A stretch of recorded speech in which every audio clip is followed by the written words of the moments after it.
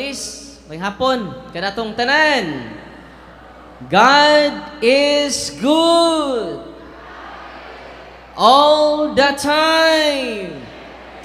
Atong pakpakan ang Diyos sa mga Diyos, Hari sa mga hari, o Ginoo sa mga Ginoo.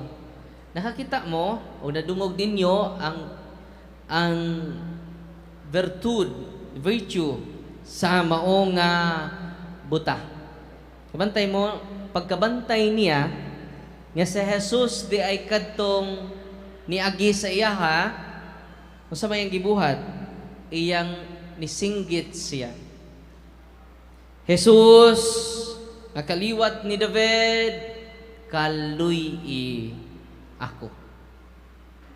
Nibeg siya ni Kristo. Unsa may gibuhat sa mga nasiyang palibot? Daghan ang mikasaba kaniya. Daghang ni discourage niya. Daghang ni saway niya. Hilom da. Gipahilom siya. Wa siya ma-discourage. No?